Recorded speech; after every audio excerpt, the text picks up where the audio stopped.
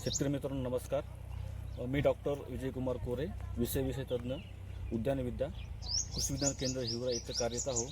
तर सध्या आज आम्ही श्री संतोषजी दोनवडे राहणार केणगेपार तालुका आमगाव यांच्या शेतामध्ये आलेलो आहोत.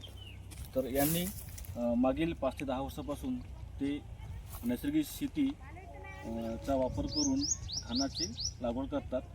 तर मी श्री संतोषजी दोनवडे यांना मी विनंती करतो की त्यांनी थोड्याची विस्तृत माहिती सांगा. नमस्कार शेतकरी बंधू भगिनींनो, मी संतोष तानुजी दोनवडे, मुक्काम केणगीपार, पोस्ट तहसील आमगाव, जिल्हा गोंदिया येथील रहिवासी आहे. आणि 6 वर्षापासून मी ही SRT पद्धतीने शून्य मशागत शेती करतो.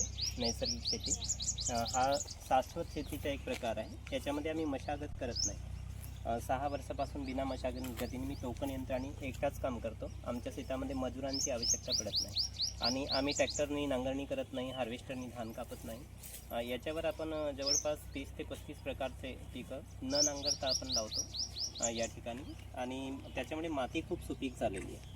आमच्या शेतामध्ये गांडूळ आणि सूक्ष्म जीवाणू खूप आलेले आहेत. त्याच्यामुळे आम्हाला बाहेरून कुठलंही खत टाकण्याची आवश्यकता नाही. बद्दल मार्गदर्शन आम्हाला कृषी विज्ञान केंद्र हिवरा यांच्याकडून वेळोवेळी प्राप्त होतो आणि त्यांच्याच मार्गदर्शनाखाली आम्ही शेती करतो.